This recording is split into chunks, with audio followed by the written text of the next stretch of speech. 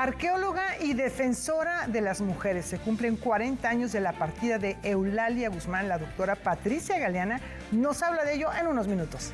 Look Up, Ringo Starr regresa a los estudios de grabación. Rafael García Villegas, amigos, amigas, qué gran programa tenemos el día de hoy. Quédense. Así es, Laura Barrera, amigos del auditorio, bienvenidos este jueves a Noticias 22. Hola, Laura Regis, en la traducción de lenguas de seña mexicana. Y arrancamos celebrando la vida de un gran artista polifacético. Sí, se fue, pero bueno, ya hace unos meses, Laura, anunciábamos que él se iba a retirar un poco de los reflectores por una cuestión que le generó el cigarro y esa adicción. Un tema de salud de este cineasta, actor, guionista, productor musical, una de las leyendas de la cultura contemporánea, David Lynch.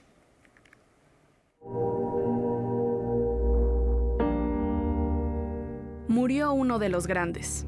Hoy, la familia de David Lynch anunció la muerte del gran director de cine, pintor y músico estadounidense. Amante del café, de los desayunadores de carreteras y de los árboles de cerezas meciéndose en el viento, Lynch es el creador más original de su generación. Nacido en el pequeño pueblo de Missoula, Montana, en la posguerra, Lynch estudió pintura antes de incursionar en el cine con una película revolucionaria de imaginario perturbador, Eraserhead, en 1977. Fue nominado 3 veces como mejor director, pero nunca ganó un Oscar. En cambio, ganó la Palma de Oro en 1990 por su película Wild at Heart. En toda su carrera, Lynch solamente dirigió 10 películas, pero su influencia se extiende mucho más allá de la pantalla grande. Lynch revolucionó la televisión con su melodrama satírico Twin Peaks. Creó álbumes musicales experimentales y montó numerosas exposiciones de pintura. Lynch es un ícono de la creatividad contracultural estadounidense. Él nos enseñó que hay animales bellos en la superficie, pero que para atrapar los peces gordos hay que adentrarse en mares profundos. Suerte del otro lado, agente Gordon. Te vamos a extrañar. Bueno, películas fundamentales, y será gusto personal. A mí, Lost Highway me parece extraordinaria. Este saxofonista que empieza a recibir cintas de VHS, donde él está grabado y se hace una intriga fascinante. O la serie de Twin Peaks, Laura. La serie de Twin Peaks me parece también es una de las grandes aportaciones. Y bueno, Mulholland Drive es una película que te hace soñar, que te hace delirar y la cual hay que ver varias veces para poder comprender quizá qué es lo que te quiere decir, pero bueno, con múltiples interpretaciones, las películas de David Lynch en esta exploración del subconsciente y también en una propuesta plástica que viene de su gran conocimiento de las artes visuales. Que de hecho en español le pusieron Sueños y Misterios, algo así, a Mulholland Drive, que en efecto es una carretera que pasa por Los Ángeles y también es una crítica a esa gran industria de la meca del cine, como también es conocido Hollywood. También es director de El Hombre Elefante.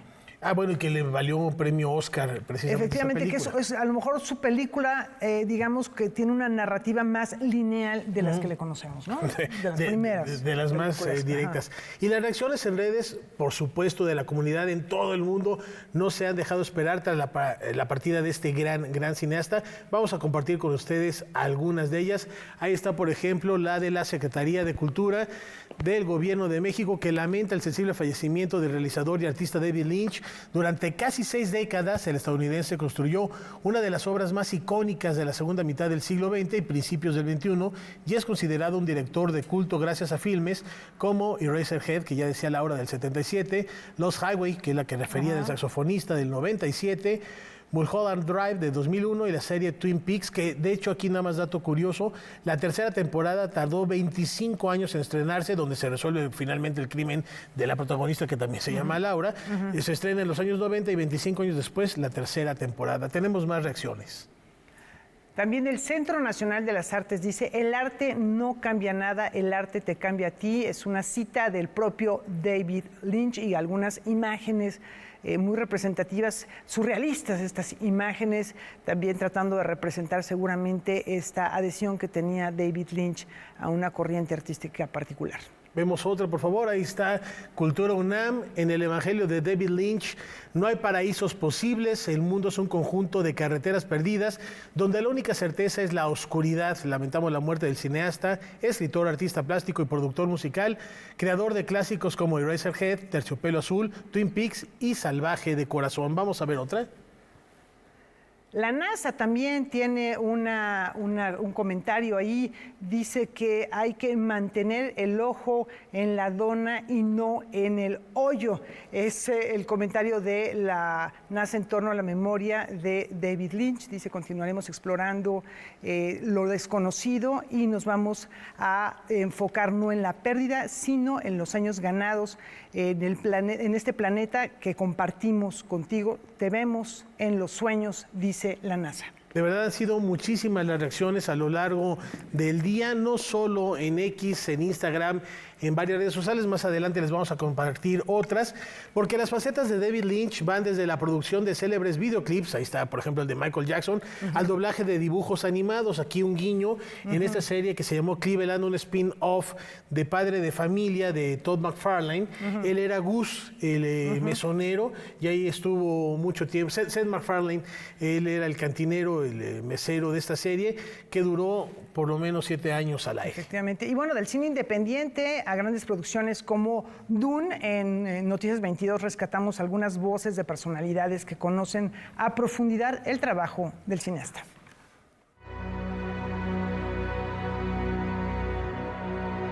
En David Lynch podemos encontrar convenciones, podemos encontrar temas y obsesiones que se repiten de película en película, pero nunca podremos encontrar algo así como una temática como la puedes encontrar en cineastas como Alfred Hitchcock o Martin Scorsese. Él siempre buscó un más allá que desde la pintura, la plástica, la música, el cine, fue armando todo un universo artístico que pues tristemente hoy con su partida física llega a su fin. Él demostró que se podían hacer grandes películas sin grandes presupuestos, ¿no? O sea, él siempre estuvo pues rayando un poquito en la cuestión alternativa. No estaba tan ligado a las grandes producciones, y eso hizo que pues de alguna manera pues todo su cine pues fuera mucho más creativo. Rompió como que todos los esquemas, el ritmo de su lenguaje cinematográfico, como el ritmo de su voz. Lo vives, es dramático desde que entras hasta que terminas. Es un verdadero gringo, ¿sabes? Es like an American Midwestern, es del centro del país, como yo también. Sus historias vienen desde esa realidad, esos inviernos súper fríos y esa relación familiar del medio oeste de Estados Unidos. Fue poco a poco desentendiéndose de una narrativa convencional para dar origen a una narrativa que tuviera que ver más con la dinámica del sueño, donde no hay una lógica, no hay una estructura aristotélica rígida, sino que el principio puede ser el final el principio. El personaje no sigue un desarrollo dramático y todo el tiempo tenemos el marco de atmósferas siniestras, fantasmagóricas, que te acercan a la somnolencia y que en un momento dado pues se vuelve un cine al mismo tiempo de una inmensa libertad. Se habla de la faceta independiente de Lynch, su integración a Hollywood, de sus aportes al cine con películas como Mulholland Drive, Eraserhead o Blue Velvet. Pero no hay que olvidar su incursión en ese cine de grandes presupuestos en el apogeo de la ciencia ficción en los años 80. David Lynch se aventuró a realizar la adaptación cinematográfica de Dune, la ópera espacial de Frank Herbert que Alejandro Jodorowsky nunca pudo hacer realidad.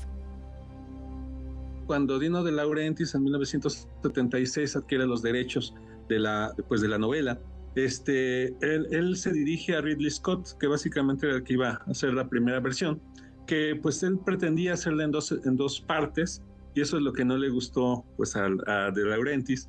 y por eso pues es que declina la dirección de Scott y pues es cuando contrata a David Lynch. Siempre hay que recordar que fue una película que David Lynch hizo para poder hacer otra película que realmente le apasionaba, que era Terciopelo Azul, ¿no?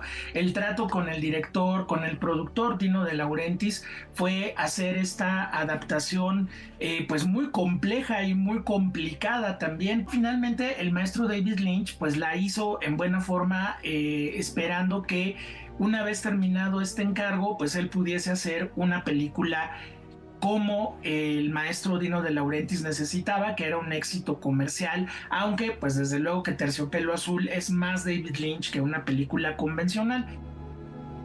La épica de Herbert se sintetizó en un guión de 137 minutos y se rodó completamente en México. Las dunas del desierto de Samalayuca, Chihuahua, se convirtieron en el árido planeta de Arrakis.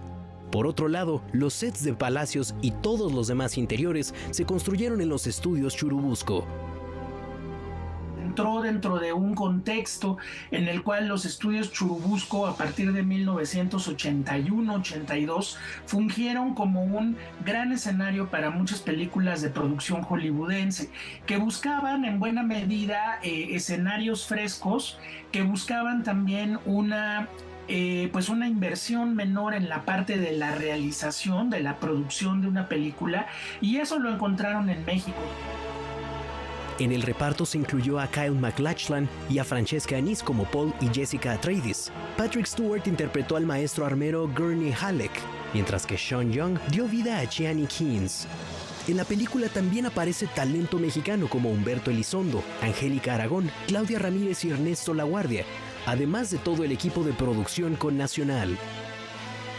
El valor agregado aquí, Rodrigo, es el asunto de la gran labor de los técnicos mexicanos que asombraron a directores como Paul Verhoeven, como Tony Scott o como el propio David Lynch, que pues bueno, con inventiva, con la verdadera capacidad creativa de los mexicanos, pues resolvían con elementos muy sencillos, cosas que un técnico de cine de los Estados Unidos tenía que hacer en una escala mucho mayor.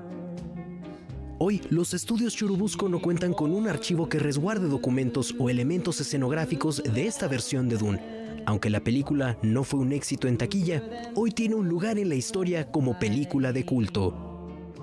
Para Noticias 22, Rodrigo Peredo.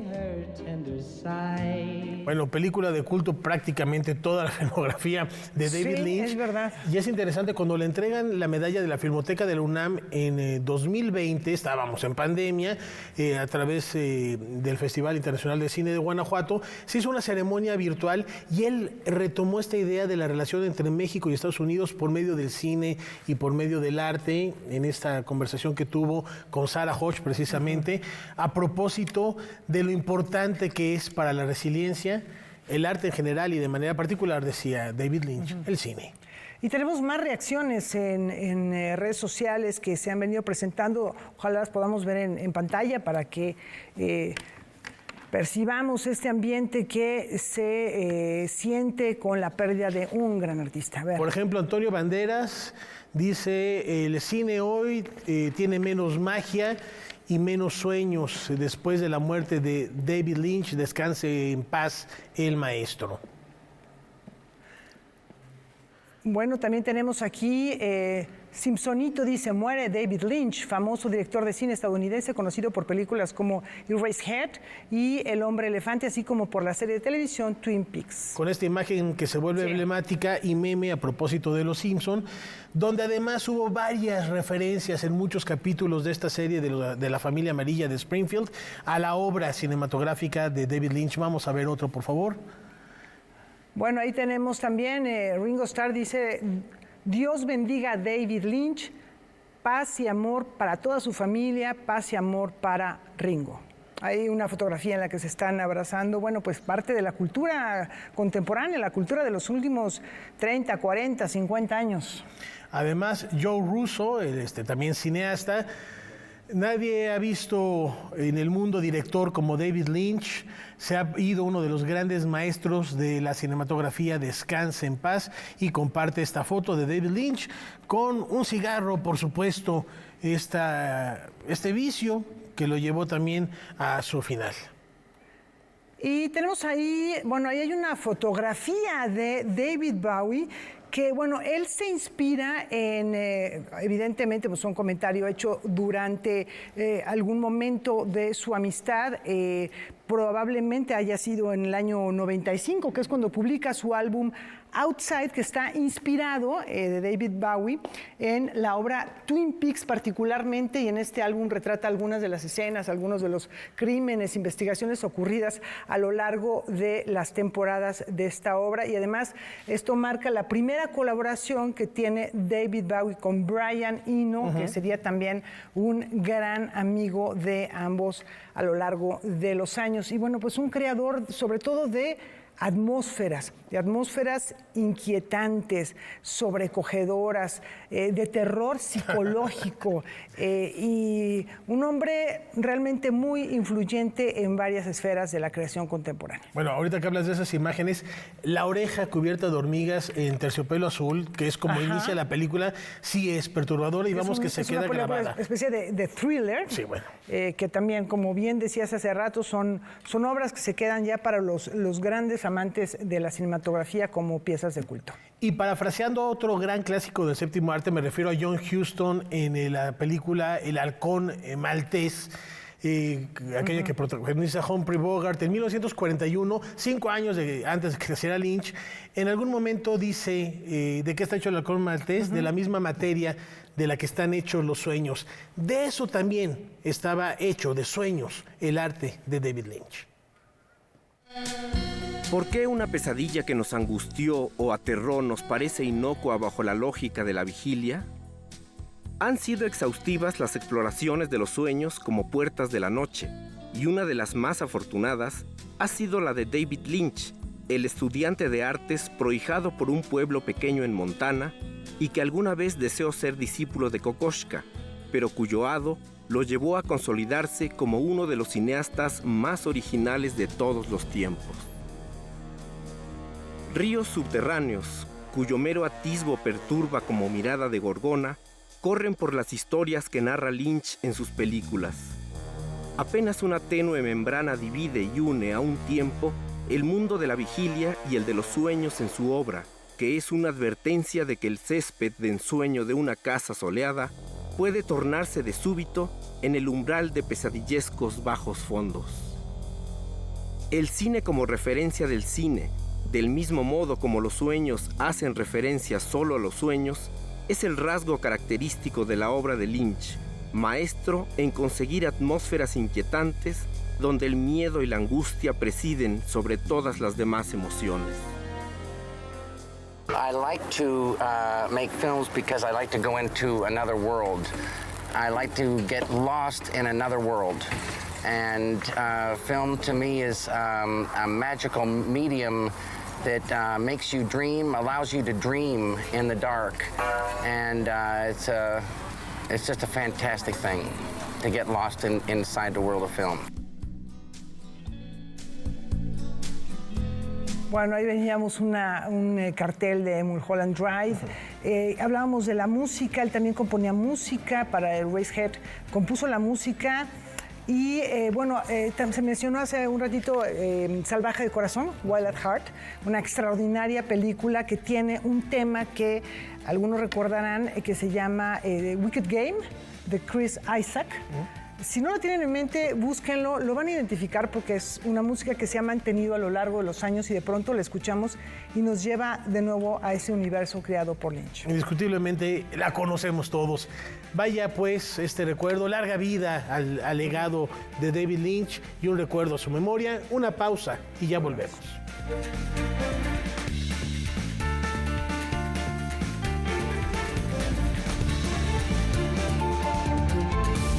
ambiente sano es un derecho. Necesitamos áreas verdes y servicios de limpia iguales para todas y todos. El acceso al agua potable tiene que ser equitativo, sin distinciones. Eso es lo justo. En el Partido Verde trabajamos a favor de la justicia ambiental. Por eso hemos propuesto y logrado el 90% de las leyes ambientales y de protección a los animales de nuestro país. Y seguiremos trabajando por el derecho a un medio ambiente sano. Juntos podemos lograr un México más justo y más verde. Partido Verde. El derecho a la igualdad y no discriminación protege a las personas en contra de exclusiones injustificadas. Ante un acto discriminatorio como motivo del despido injustificado de una persona con discapacidad o enfermedad, los órganos jurisdiccionales están obligados a realizar una motivación reforzada en torno a la decisión. La Corte garantiza que las personas no sean excluidas de su entorno laboral. La Corte contigo. Mejor, ¿por qué les mientes? Sigues siendo el mismo niñito asustado. No tienes a nadie. La primera serie animada sobre prevención del suicidio llega con 5 poderosas historias que exploran la salud mental de los adolescentes. Cuanto más me acepto a mí mismo, el futuro ya no se ve tan oscuro. Quiero estar siempre para ti. Vale la pena vivir. Todos los sábados a las 22 horas. Zona te presenta A Todo Color, de Leones y Mariposas. Somos seres de la noche. Somos guardianas de la oscuridad. Como gatos negros nos movemos con astucia, sigilo y glamour. Arte Drag, Gatos Negros. Sábado, 23:30 horas. Por Canal 22. La cultura se ve en todas partes.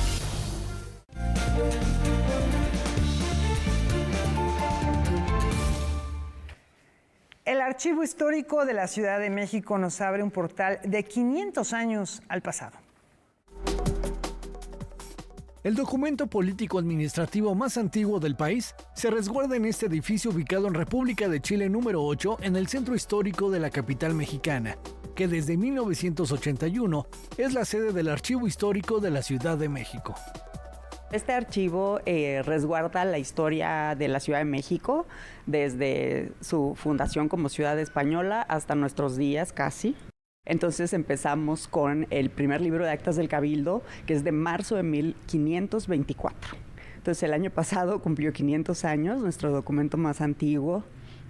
Es un documento precioso que nos cuenta todos los encuentros y desencuentros que tuvo esa antigua sociedad indígena con los nuevos, con los conquistadores, con las nuevas autoridades. Este recinto colonial resguarda 5 siglos de memoria a través de 1.200.000 documentos, dividido en fondos documentales que dan cuenta de las diversas etapas de la Ciudad de México. Bueno, tenemos estos documentos que son de índole administrativa, de índole política, nos hablan de las elecciones, de los permisos comerciales que se pedían, de cómo se registraban los carteles para los espectáculos públicos, en fin. Por ejemplo, se tiene registro de la evolución de la ciudad a partir del uso de la tecnología. Las primeras bicicletas, los primeros coches, los primeros postes de luz, en fin, todo lo que se les ocurra que tiene que ver con la historia urbana y con la historia de la vida urbana está aquí en este archivo. Se encuentran documentos de avisos y prohibiciones que el gobierno pegaba en las esquinas de las calles para informarle a la población de las nuevas reglas. Por ejemplo, uno emitido en 1869 que prohibía la venta de marihuana. Asimismo, existe un fondo reservado dedicado a la cárcel, en donde se tiene el expediente completo del homicida Goyo Cárdenas. Es todo el archivo de cuando Lecumberri fue la cárcel de la prisión preventiva del Distrito Federal. Entonces ahí tenemos expedientes, por ejemplo el de José Revueltas, el de luchadores sociales que estuvieron encarcelados ahí en el siglo XX. Además se resguarda el archivo personal de la actriz y cantante Esperanza Iris. Tenemos también la planoteca, que es como un fondo paralelo que es transversal a muchos de nuestros fondos, porque nos habla de toda la construcción de la ciudad, ¿no? Y de todas las calles, los proyectos que tal vez no se llevaron a cabo, monumentos, grandes edificios públicos.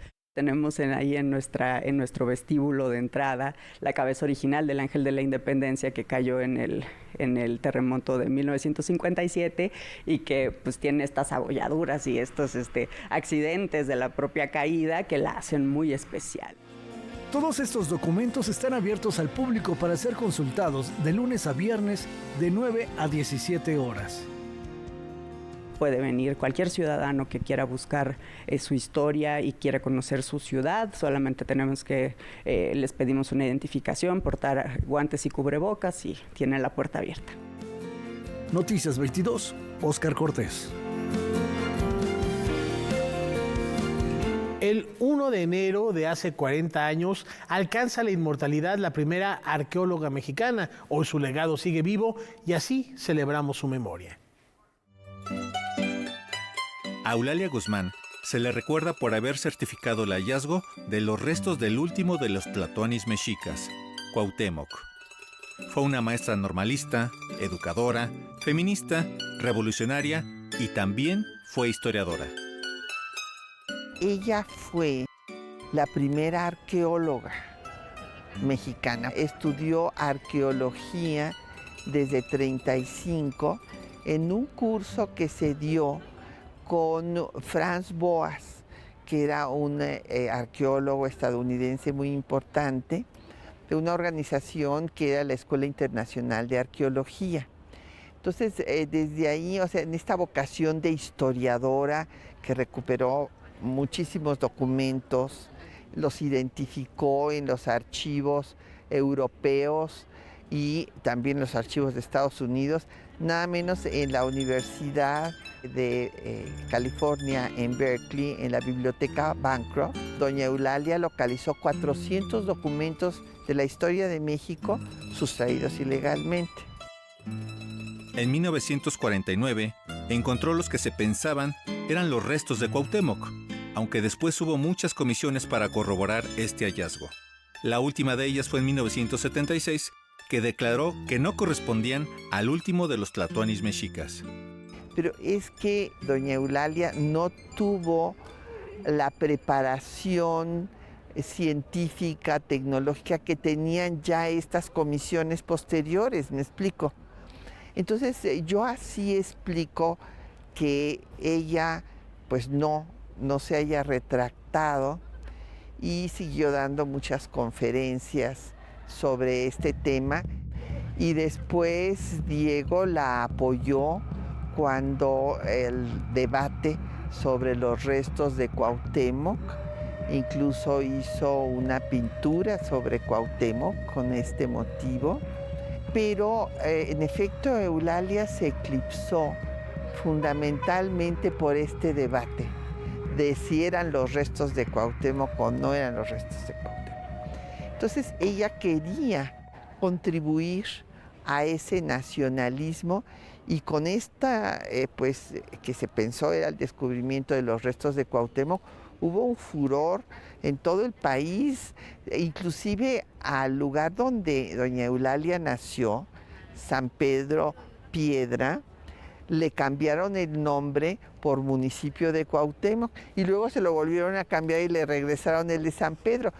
Pero muchos otros sitios quedaron con el nombre de Cuauhtémoc, y la propia calle donde doña Eulalia murió, en Azcapotzalco, lleva su nombre.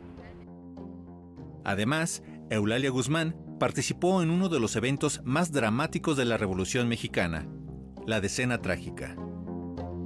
Ella fue reconocida como veterana de la Revolución, porque hay que recordar que su papel no fue menor.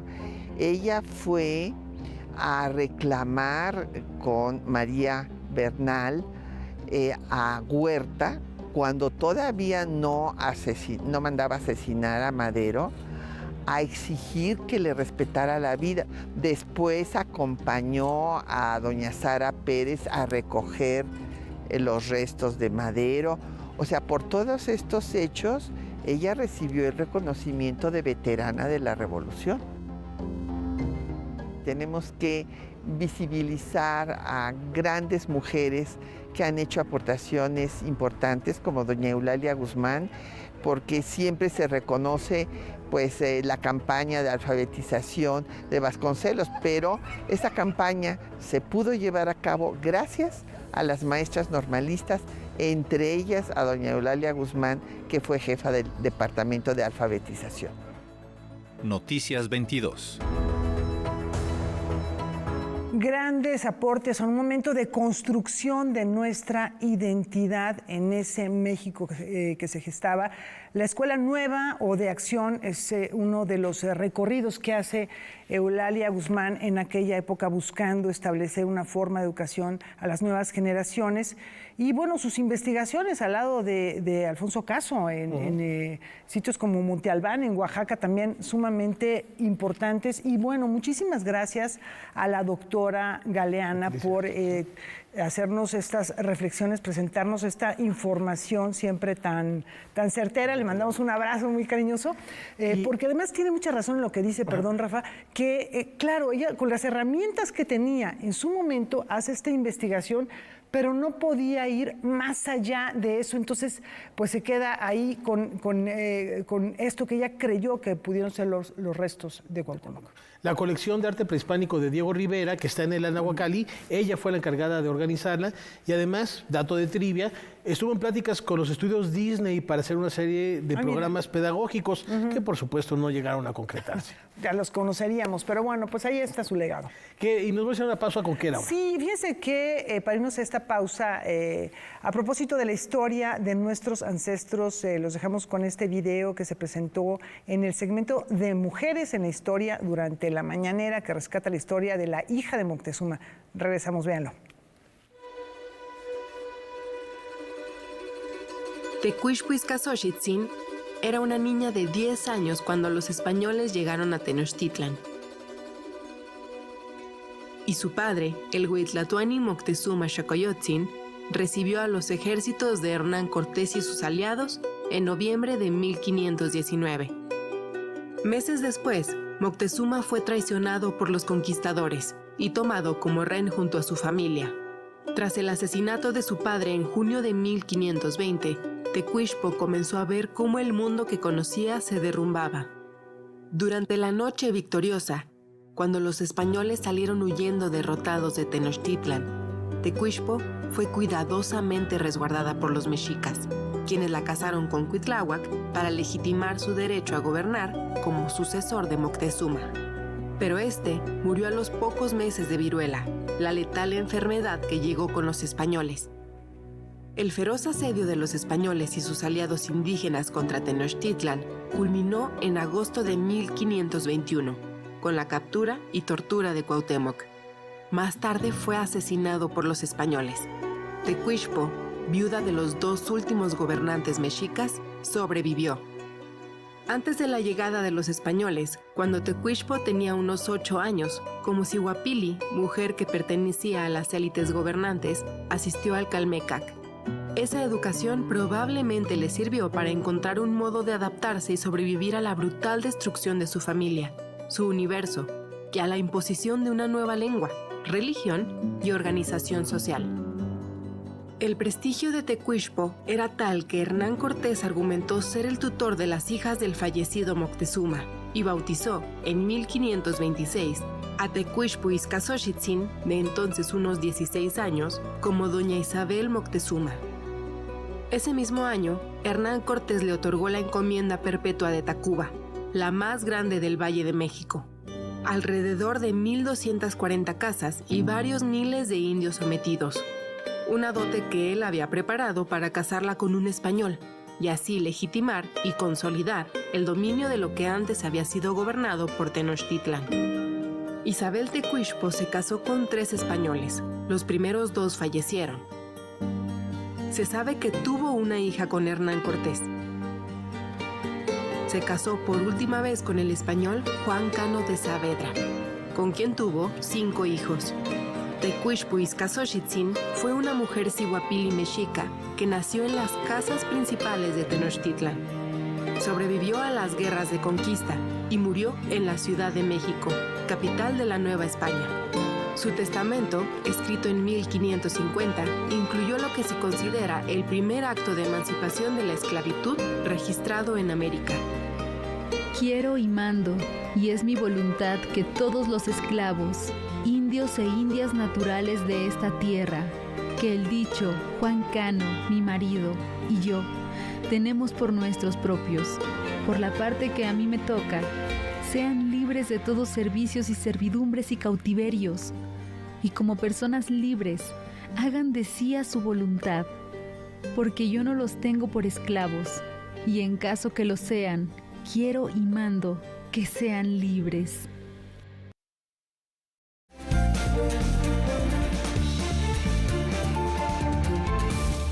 Más de 27,000 personas se registraron ante el Poder Legislativo para participar en la elección judicial.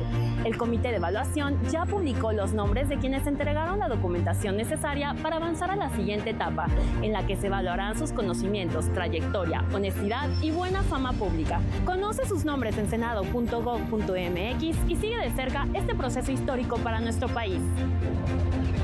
66ª Legislatura. Senado de la República.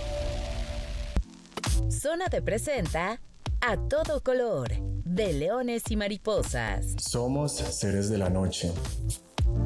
Somos guardianas de la oscuridad. Como gatos negros, nos movemos con astucia, sigilo y glamour. Arte Drag, Gatos Negros.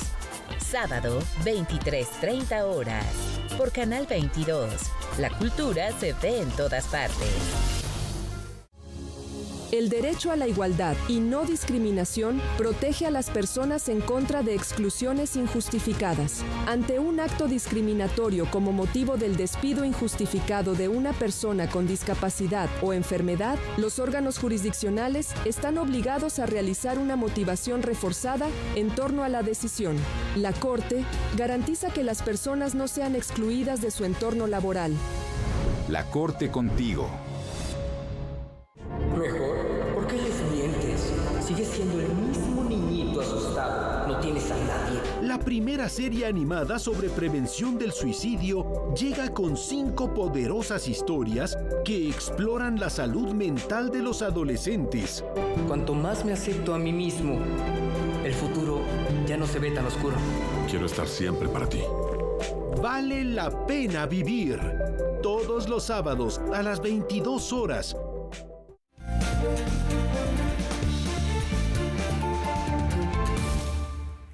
El reconocido artista juchiteco Francisco Toledo dejó un importante y enigmático legado en su trabajo como grabador que ahora podemos explorar y redescubrir en el Estanquillo. En el corazón del centro histórico de la Ciudad de México, el Museo del Estanquillo presenta a Francisco Toledo, grabador de enigmas, una exposición que reúne más de 60 obras gráficas del artista oaxaqueño que incluye colaboraciones entre los galeristas Armando Colina y Víctor Acuña. Tenemos también el Chilambalam, este libro que por siglos se escribió, ¿no? Desde el siglo XVI al siglo XIX, por generación en generación se fue transcribiendo. Entonces Armando Colina de la Galería Erbil le pide a Toledo que siguiendo esa tradición transcriba el Chilambalam de su puño y letra y lo ilustre, mete toda su fantasía de animal, ¿no? Todo, y hace su propia versión del libro de los enigmas. Por eso también le pusimos un poco el título a la exposición, Grabador de Enigmas, porque Toledo fue eso. O sea, no vas a encontrar un mensaje, un símbolo, una historia específica en sus obras. Toledo no quería, transmitir nada. Lo que él quería es que su obra fuera una lectura de la propia gente. El trabajo expuesto también destaca la relación de Toledo con la sociedad y la literatura, reinterpretando de manera gráfica textos clásicos y contemporáneos, como lo que se aprecia en proyectos icónicos como el Nuevo Catecismo para Indios Remisos, creado junto al escritor Carlos Monsiváis. Ambos, a partir de unas placas religiosas de los siglos XVIII y XIX, elaboran o reelaboran su interpretación de esas placas, Monsiváis escribiendo cuentos y fábulas y Toledo interviniendo estas placas con, con todo su bagaje cultural, ¿no? Aquí van a poder ver el visitante de la exposición cómo el maestro Toledo logra dominar las técnicas del grabado en metal, ¿no? Incluso acompañamos con un video muy didáctico del propio maestro Toledo que explica cuáles son las técnicas que usan en los grabados de metal. Francisco Toledo, grabador de enigmas, estará abierta al público en el Museo del Estanquillo hasta el domingo 27 de abril, ofreciendo una mirada única al legado de uno de los grandes genios del arte mexicano. Con imágenes de Saúl Nieto y Juan Manuel Marcos, para Noticias 22, Nayeli Castro. Lo prometido es deuda. Aquí en Noticias 22 les presentamos la entrevista que realizó Julio López al director Jacques Audiard sobre la película Emilia Pérez. Esto fue lo que le dijo.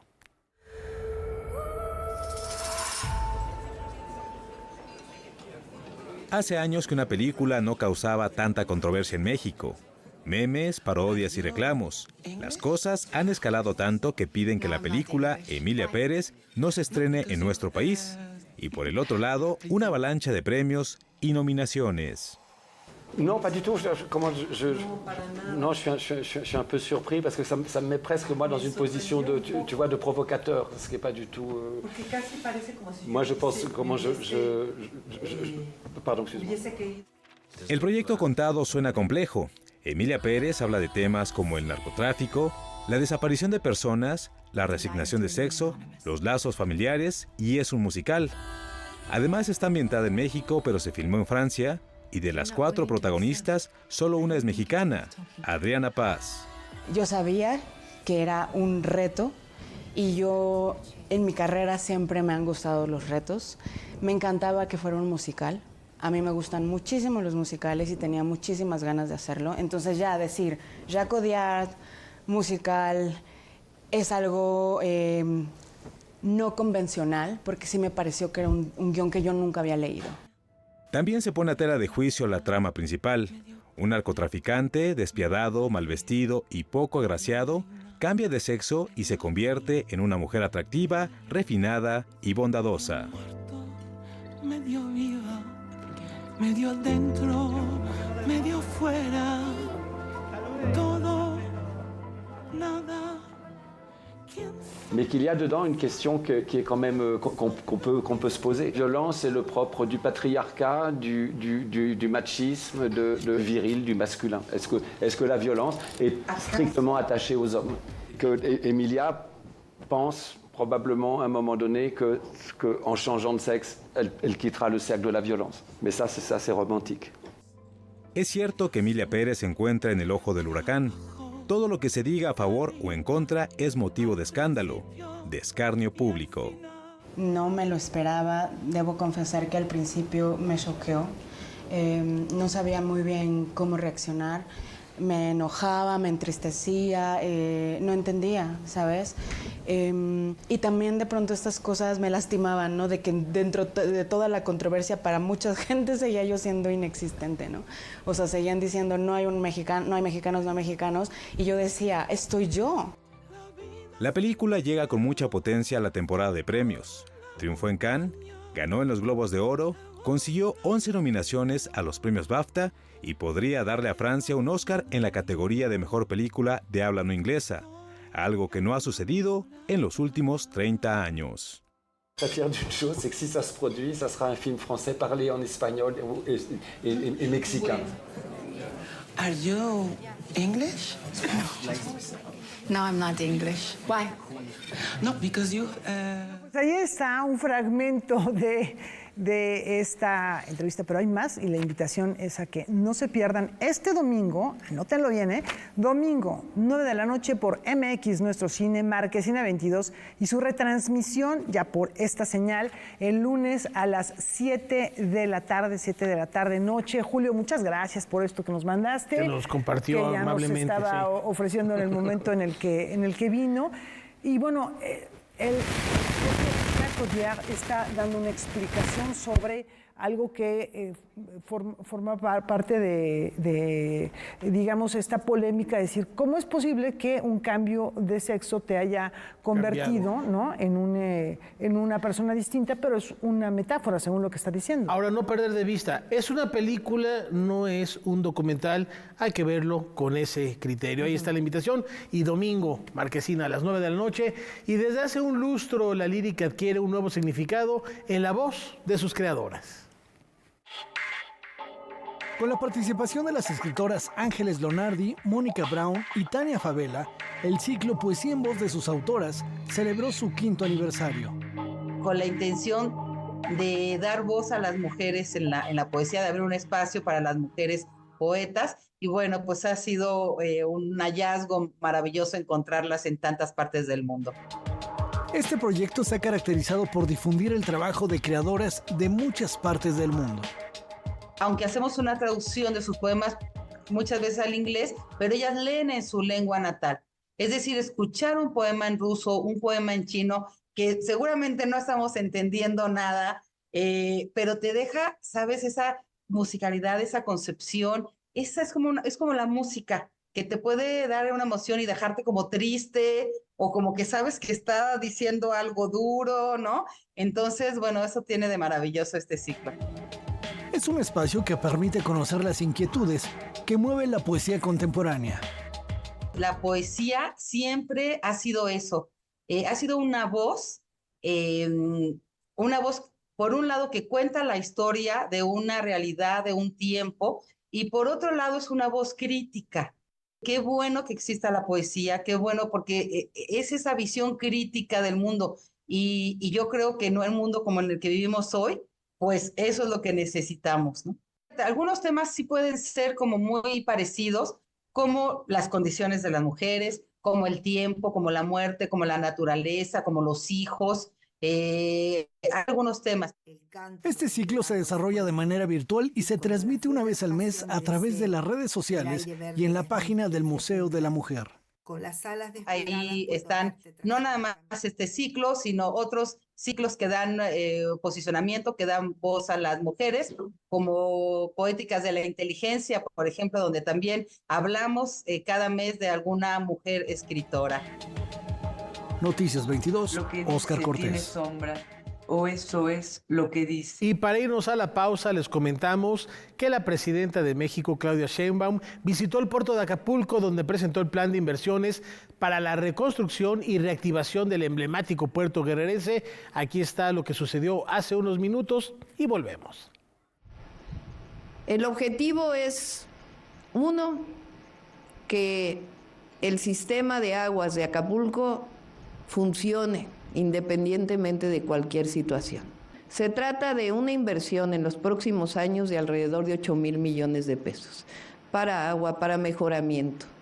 Pero además, lo que estamos buscando es que permanezca, y por eso es la creación de este centro integral que anunció el día de hoy Sebastián, de tal manera que Fonatur pueda ocuparse de una parte fundamental del mantenimiento menor y el mantenimiento mayor, y desde ahí se generen todas las inversiones que requiere Acapulco.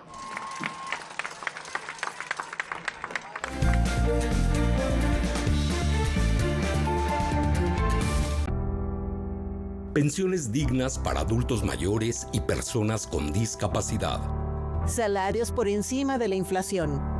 Electricidad y combustibles a precios justos. Recuperación de trenes de pasajeros. E igualdad sustantiva para las mujeres. Estos son solo algunos beneficios sociales de las reformas constitucionales aprobadas por el Senado. 66ª legislatura. Senado de la República. Cinema 22 Mexicano presenta el ciclo Recordando a Jaime Humberto Hermosillo. ¿Sí vamos juntos a México? ¿Te animas a subirte a la montaña rusa? No sé. Al metro sí. Protagonizada por Héctor Bonilla y Manuel Ojeda. Haz como que no me conoces, escápate, sálvate. Matiné, también conocida como Asalto en la Basílica, se filmó en octubre del 76 en Aguascalientes y fue nominada a 2 premios Ariel. Diosito Santo, por favor, tiene? Pues no sé, le di 2 mejorales a ver cómo amanece. Matiné, jueves, 23 horas. Por Canal 22, la cultura se ve en todas partes. El mal hecho por el bien de la familia pesa mucho sobre el alma de Cosimo. Patsy convinced you that I was behind the murders of Albizzi and his son. His concubine is pregnant. Así que deberá decidir hasta dónde está dispuesto a llegar para preservar su visión de Florencia. He means to destroy this family, this republic. The man I'm looking for killed someone. Prove your father is right to give you this extra responsibility. Los Medici, maestros de Florencia, en Series Estelares. Último episodio, sábado 18 de enero, 21 horas.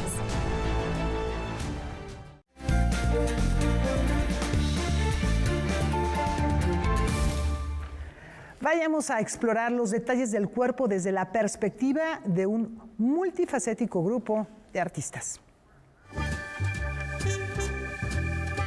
El organismo humano y la piel que lo cubre, sus formas, sus figuras, diferencias y enfermedades pueden verse retratados en la exposición colectiva Los detalles del cuerpo que exhibe la Galería Aguafuerte. Nos habla de los detalles del cuerpo. Esta muestra tiene pintura, tiene escultura, tiene fotografía, tiene grabados y dibujos también. Y bueno, es una exposición que se dedica a explorar cada parte del cuerpo, los ojos, la boca, los brazos, el cuerpo entero. Y de eso trata esta exposición, ¿no? Podemos encontrar obras que tienen que ver también con el erotismo, pero también obras que tienen que ver con partes del cuerpo que tienen alguna enfermedad, ¿no? Alguna enfermedad de la piel o en los dientes. Una de las misiones de este espacio ubicado en la calle Guanajuato de la colonia Roma Norte es impulsar y compartir el trabajo de artistas emergentes. Figuras abstractas, figurativas y murales se pueden apreciar en la muestra compuesta de más de 50 trabajos realizados por más de 25 artistas como Fernando Cid. Particularmente en esta pieza lo que estoy explorando sí es la forma en general y los principios del movimiento, podría decir, dentro de estos materiales duros, ¿no? Como sería la madera. Dentro del diseño de la pieza, yo en lo que me estoy basando un poco es en la exploración como tal de la figura humana, del cuerpo. Que se exploren varias visiones reales de los cuerpos y otras también que tienen que ver con algo surrealista, ¿no? El sueño. Los detalles del cuerpo estará abierta en la Ciudad de México y en su sede de Valquirico hasta el 26 de enero. Noticias 22, Karen Rivera. Ringo Starr está de vuelta y nos conmina a volver la mirada hacia arriba.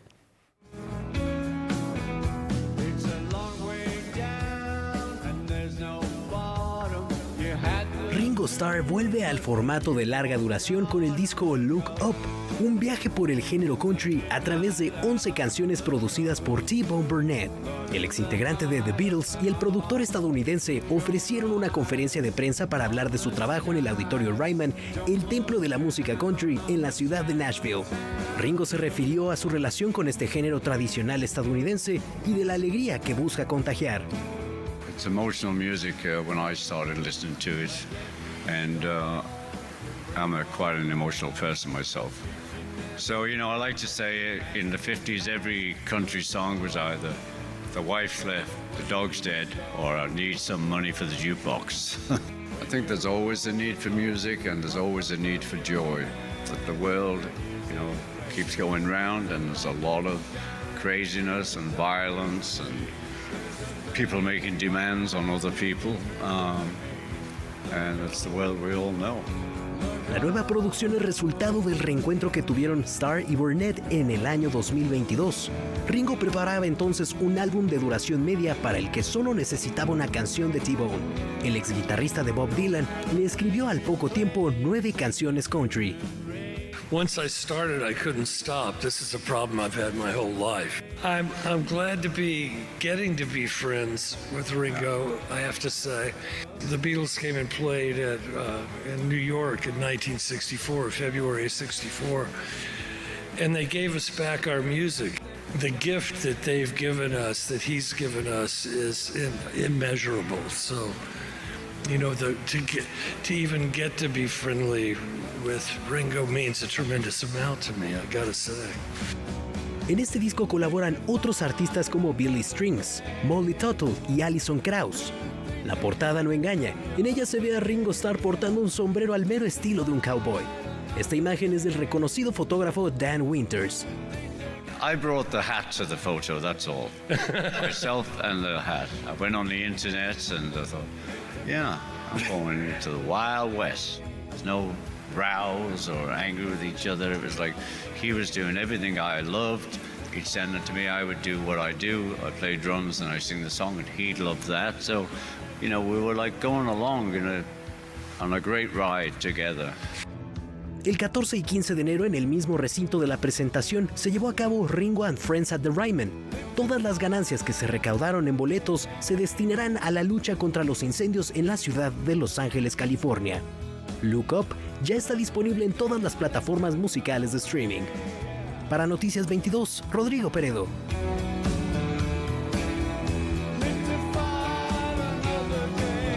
Bueno, pues ya nos vamos. Y sí, nos vamos a ir con música de Ringo Starr. Y a descargarlo de inmediato, a ver cómo suena Country A mí se Ringo. me antoja y me cae, pero súper bien. Ojalá también fuera nuestro amigo. Ay, sí, es nuestro cuate.